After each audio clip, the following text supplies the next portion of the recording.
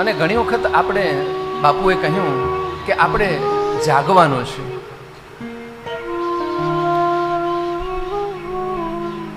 જાગવાનું શા માટે છે? કારણ કે આપણે જો સૂઈ ગયા તો આવનારી પેઢી જે છે એ પણ સૂઈ જવાની છે.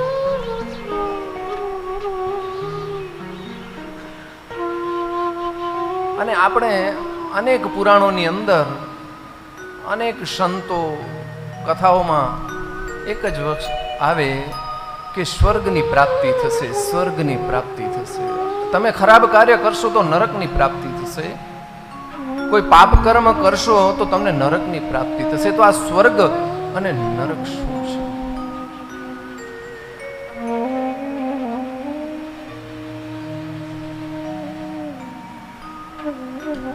બહુ એક જ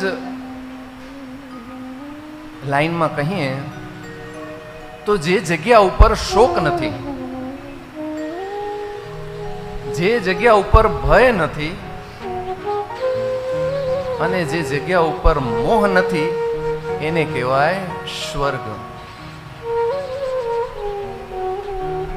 એવી જગ્યા જ્યાં કોઈ પણ પ્રકારનો શોક જ નથી, ક્લેશ જ નથી.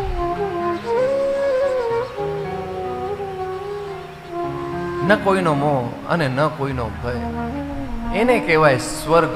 તત્ર કો મોહ ક શોકો, કે જ્યાં કોઈ પ્રકારનો શોક નથી એને સ્વર્ગ કહેવાય.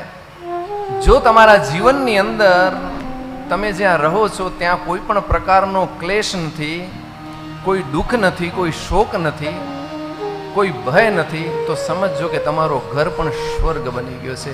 અને એ પ્રાપ્તિ ક્યાંથી થશે?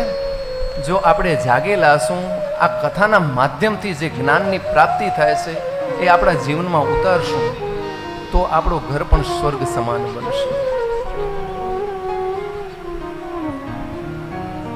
અને એક નાનું વાક્ય છે કે જે સૂતેલો હોય ને વ્યક્તિ, એને શું દેખાય? આપણે જ્યારે નિંદ્રા અવસ્થામાં હોઈએ ત્યારે આપણે શું દેખાય? બધુંમાં સ્વપ્ન. તો જે સૂતેલો હશે એને સ્વપ્ન દેખાશે અને જે જાગેલો હશે એને પરમાત્મા દેખાશે. એટલે જાગવાની જરૂર એટલા માટે છે. તમે ગમે તેટલા સારું સ્વપ્ન તમને આવશે, એ વાસ્તવિક હશે?